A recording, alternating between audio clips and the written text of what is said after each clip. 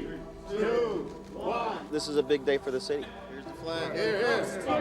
The water is running out the faucets yellow and brown. Somebody hasn't been telling us the truth. There is no amount of lead that's safe. This is something that causes lifelong problems.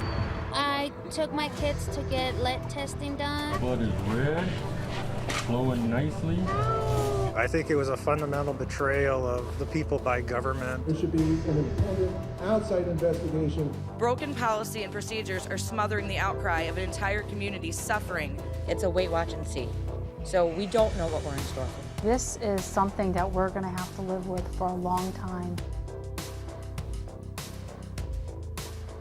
8 years ago today, a switch was flipped, sending the water of the Flint River coursing through the leaded service pipes of Flint households. That became the defining moment in the public health catastrophe that unfolded over the ensuing years, as a lack of corrosion control caused lead to leach from the pipes and straight into people's drinking water. Residents and leaders tell TV5's James Felton this didn't have to happen. He joins us live in the studio with more. James. David and Meg, everyone I talked to today says the state's move to put an emergency manager in Flint led to a tragic turn of events that we're still dealing with 8 years later.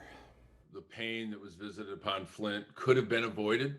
I think that's one of the lessons that we have to continue to remind ourselves of. U.S. Representative Dan Kildee talking about the man-made disaster known as the Flint water crisis. Today marks the 8-year anniversary of the switch to highly corrosive Flint River water in the Vehicle City. State Senator Jim Ananich tells us a lot of progress has been made in addressing the Flint water crisis, saying he thinks we've moved more into recovery, but there's still work to be done. You have to rebuild trust, because a lot of folks still don't trust their government or their water, and that just takes as long as it takes. For residents like Claudia Perkins Milton, she says a lot needs to happen towards building that trust. Moving forward, the first thing I want to happen is that the culprits that poisoned us be put in orange jumpsuits and in the jail. That's number one. Number two, I want Medicare for all of the citizens that have been impacted by this atrocity.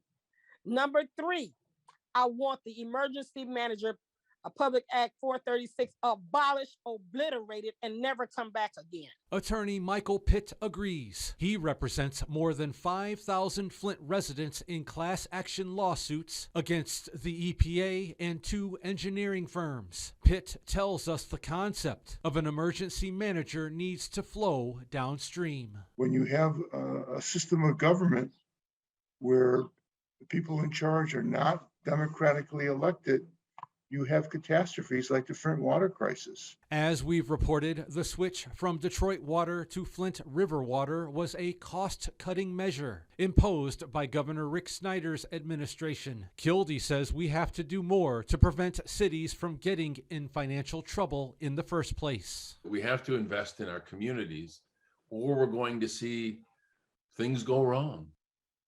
Now, Pitt tells me the jury trial with the EPA should begin later this year.